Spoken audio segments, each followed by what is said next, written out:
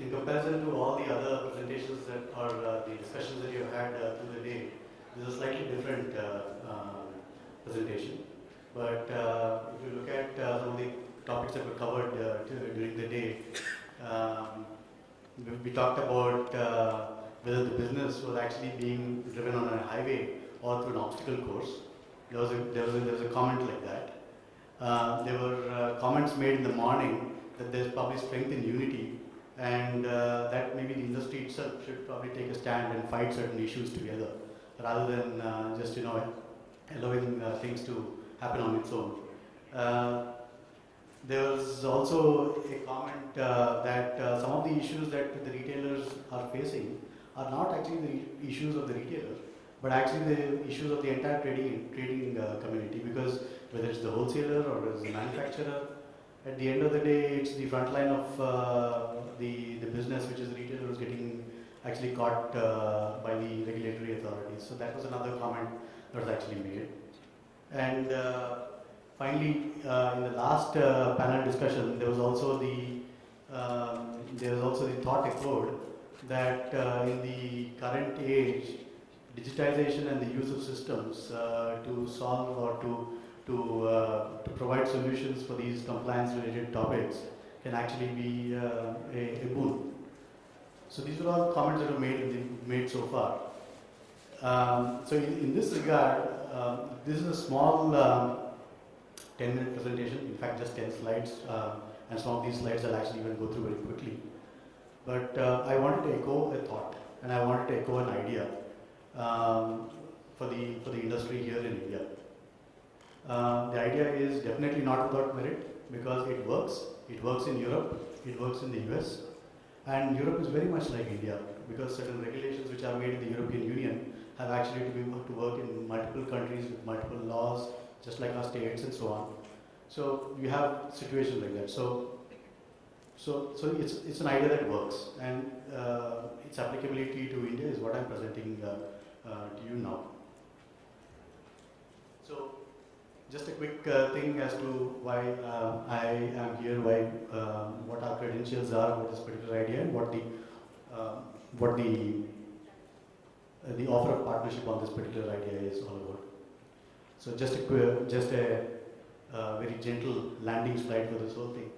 That it's obvious that businesses have to ensure compliance to regulations, and you have to flag non-compliances proactively. So that's really the big ask that all businesses have to do. So the issues typically for this particular thing is basically that you need to comply, and I talked straight away from this point of view, because the subject of my presentation is about compliance to product data. There are a host of other compliances, but I'm limiting my discussion to compliance to product data, which is typically the products that are stored or stocked in your retail shelves. So from that point of view, compliance to FSSAI regulations, managing the updates on these regulations, institutionalizing a system within your organization so that you can manage the data sheets on the products that you're actually stocking on your retail shelves, and proactively reporting non-compliances. That really are the key issues for the compliance group. So our value proposition for this particular issue is about being able to assist your organization and also your entire supplier community ecosystem in interpreting the FSSAI legislation, identifying areas of impact within your organization and the supplier ecosystem, and I'll explain. I have got a slide a little later to explain how that works. Perform an attribute analysis. Again, bear with me for this presentation. Capture and aggregate the data and images for distribution within your retail organization, and basically ensure that you distribute only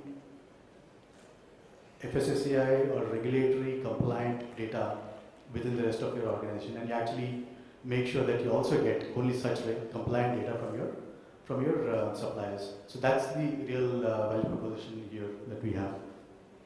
So one slide of introduction. TechWave Consulting, the company that I represent, we're a leading IT services provider with a consulting mindset. We have a strong retail industry focus. We've got ready-made solution sets. The the logos you see here are some of our customers. Our partner is One World Sync, which is the largest and the most widely known supplier of master data to the retail industry worldwide. They have about 15,000 customers, and about 300 of whom about 350 are retailers, rest are brand owners. So practically every single manufacturer, MNC manufacturer who we probably are aware of in India is already their customer in some country or the other. So these are the two organizations that come together, and that's the solution and the service that we represent here. So what is the solution? Very simply put, this is about what is called a product information cloud. So it's product data, so attribute data of all your of all the products that you actually stock on your retail shelves. So what you would easily understand that any SKU that you have on your retail shelf probably has a lot of dimension data, nutrient data, logistics data, various other kinds of data that are describing this, and that's a data deluge that you actually get from your manufacturer, and you also generate data of your own. And also, if you want to be very specific, then you're also generating data from social media, from e-commerce channels, and all of those. So there's a lot of data coming out on each and every SKU. So that's the data that actually is available on a product cloud, and it can be populated on the cloud by a manufacturer, by a brand owner, or through other mechanisms. And there are recipients who actually take it. As simple as that. That's in short the technology solution. The customer audiences for these, there are three broad customer audiences. There's a supply chain customer audience, there's a product risk and compliance customer audience, which is the group in this room, and there is the e-com customer audience.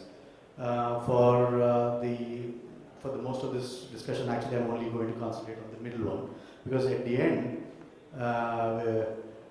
G&G can also be a go-no-go decision. And if the product risk and compliance makes a no-go decision, then the other two will have to fall in line. Similarly, if you make a go decision, the other two also will have to fall in line.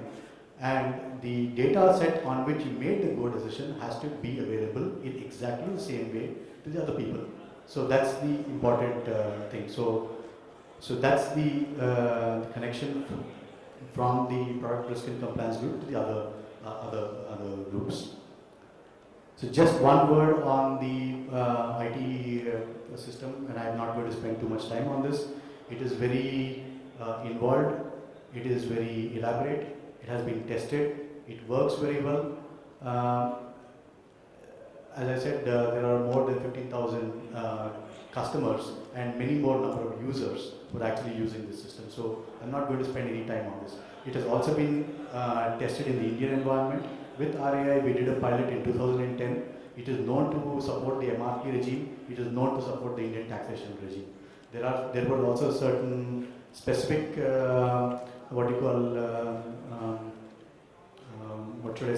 customizations that were identified, and these are very minor ones. So it supports the Indian business scenario. By the way, a project report of that pilot is actually available on the net. So you can actually see what happened out of that particular pilot in 2010. So what are the benefits of this whole solution? The benefits obviously are that you have a much lower cost of community management. Community is basically the end users within the retailer as well as the partner ecosystem. So that's the community. There's a much lower cost of community management. There's a remarkably lower risk of fines and legal action on account of violations on product data. So because you're largely distributing compliant data within your organization. Given the fact that e-com is a big topic, if you're going to have compliant data, then basically your brakes on growing the e-com revenue stream is much lesser. So you can actually grow that particular stream. An important thing is that as compliance managers, you will have access to product data which is compliant on your mobile handset, so that if you are anywhere, you are actually in a position to actually fall back on the compliant data to buttress an argument or to elaborate on a particular discussion. So that's actually data available to you on your fingertips on all the SKUs that you're storing or that you are stocking on your retail shelves. That's a very, very powerful tool that you have. So overall, it's a positive impact on all your revenues. So that's really the big benefits. So your retailers, the e-com groups, they can stay focused on business. What are the services we provide to make sure that this is actually available to you? We provide advisory services, we provide implementation services, and we provide education. So advisory is in terms of thought leadership, in terms of strategy, in terms of assessment regarding the benchmarking of the current state of the attributes with regard to the regulatory situation, what is the quality of the data that you currently have, and so on. Implementation, if you want to set up the system on your in a way that integrates into your current IT landscape, yes, then that's an implementation activity that we provide. Education is another important thing because there's a lot of training, there's a lot of hand-holding on a continuous basis that needs to happen with end users in the retailer organization, and also if you're going to have to work as a managed service for your supplier ecosystem, then actually managing the quality of data, the compliant data from your supplier ecosystem. So that's a lot of education that's required, and that's another thing that we also are able to do. In short, these are the three services. So some examples. EUC 1169, or which is somewhat, this is a European Union standard. This is about the availability of nutrient information and other packaging related information on at the fingertips of a consumer. The European Union and this particular standard have actually mandated that the entire trading industry has to make this available to all the consumers everywhere in the European Union, and I believe it was something from about September 2014 or something like that. That's an important regulation.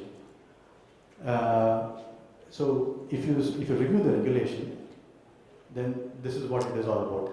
It's a list of mandatory particulars, and you can see this. We don't need to go into the details, but there's a name of the food, there's a list of ingredients, there's a net quantity, there's a use by date, standard attribute data. If there are foods, then there are certain additional requirements that are required.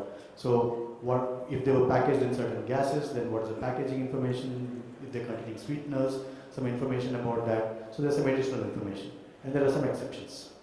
This the regulation provides. But how can you ensure that this data actually reaches the consumer, and also how can you ensure that the retailers who are actually stocking these goods are in a position to also ensure that these things are there. So behind this entire set of regulations, there are attributes and there are allowed values.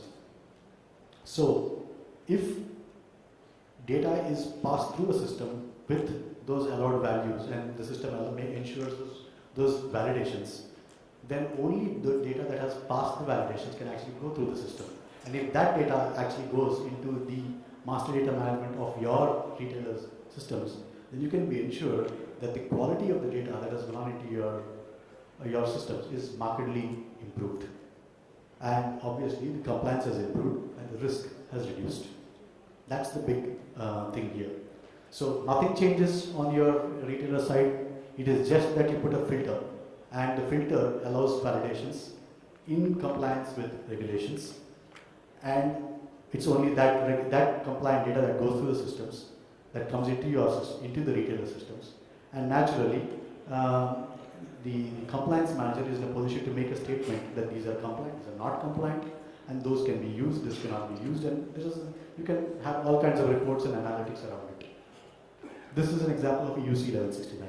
Similarly, there's also FDA in the US, and this system is also compliant to FDA. So I'm not an expert on the FSSAI regulation, but I've done a quick document comparison between the EUC standard, the FDA standard, the FSSAI. There is quite a bit of overlap. So which means that the system actually comes already compliant to some of the FSSAI regulations.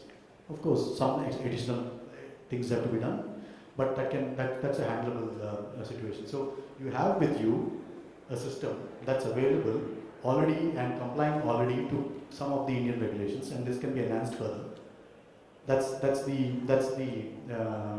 story here.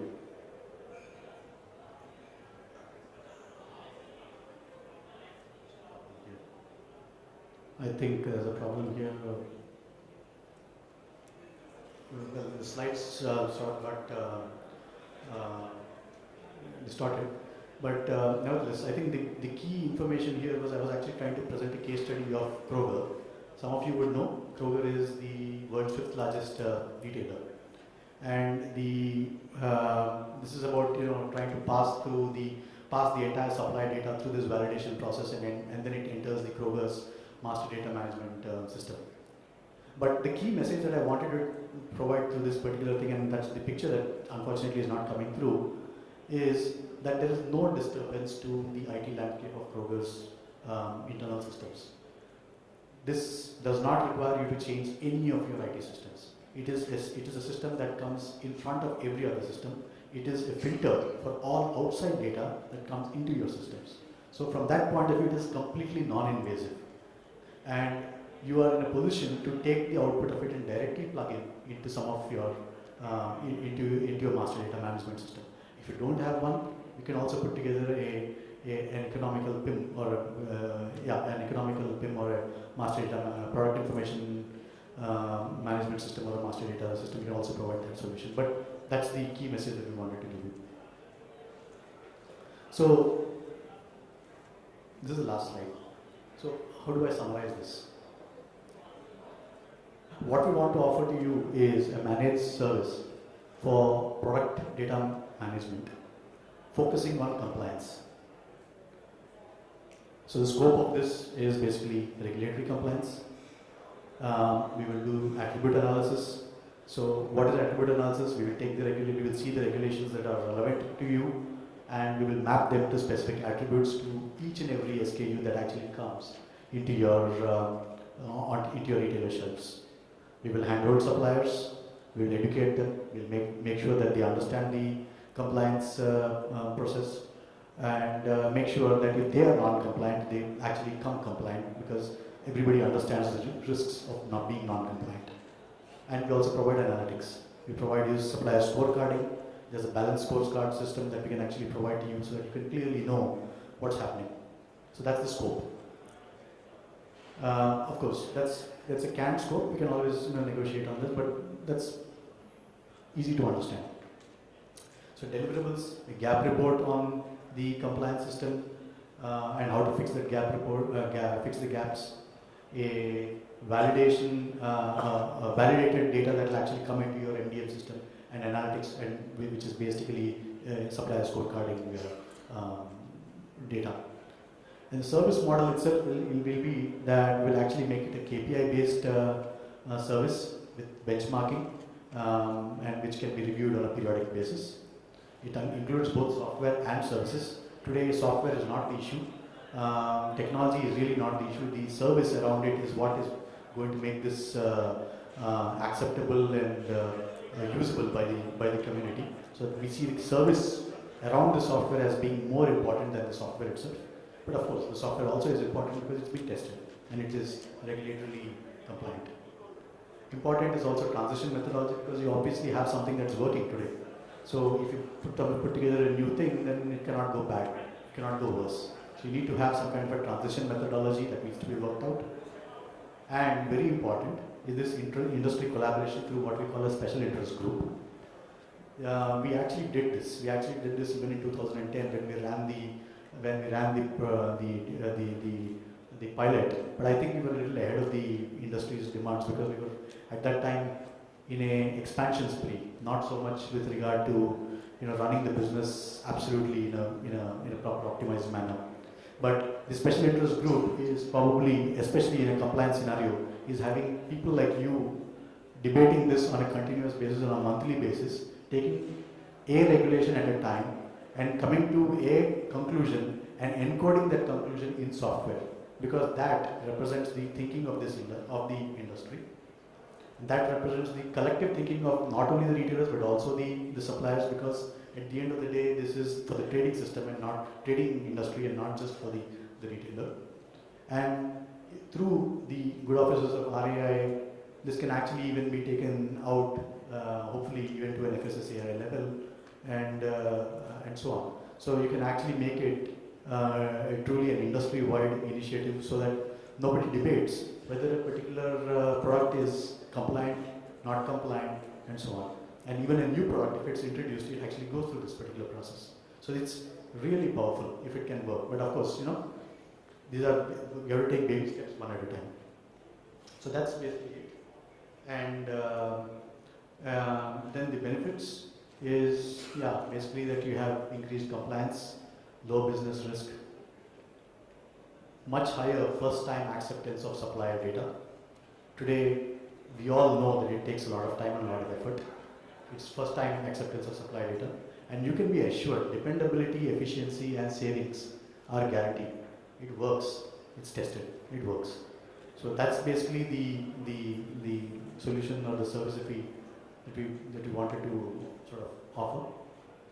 And I leave it as a thought. I leave it as a suggestion here because it's incredibly powerful and it works best in a collaborative mode. And this particular summit, being the first of its kind, is actually a collaborative exercise. We thought that it can be relevant in this particular climate. Thank you. So if there are any questions, I can answer.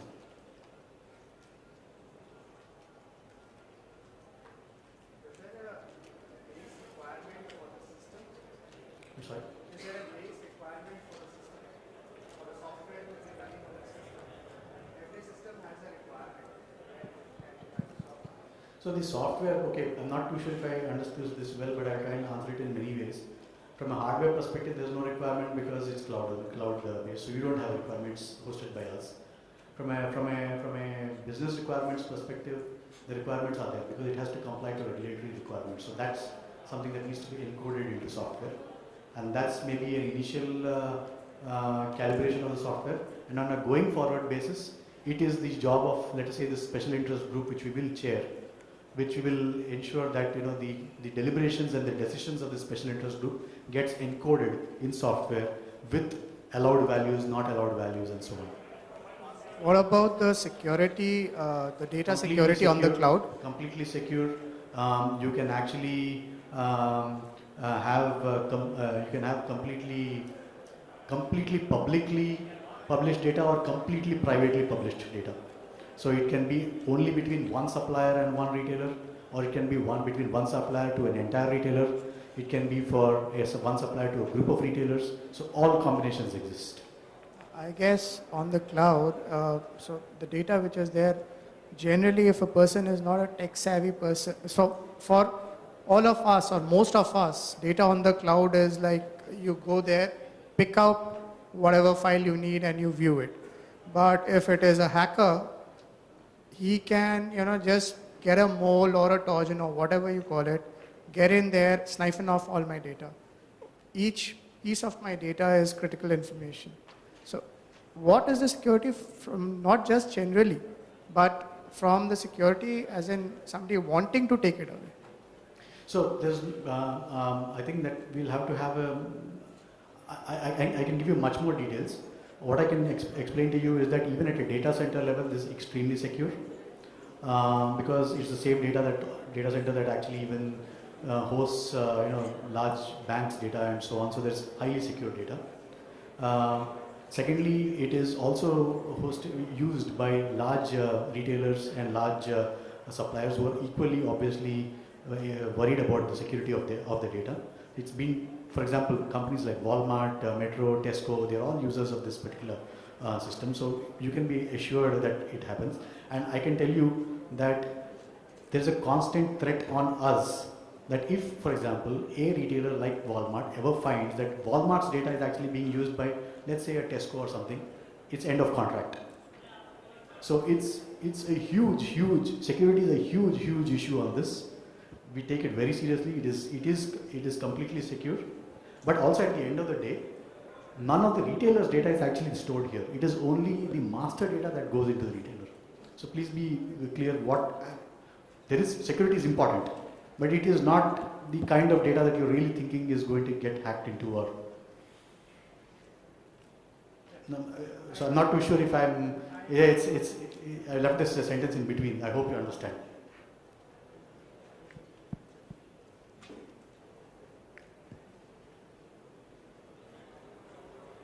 I think since we are running a little late, we'll continue the Q&A for Sir's presentation offline. Yeah, I mean.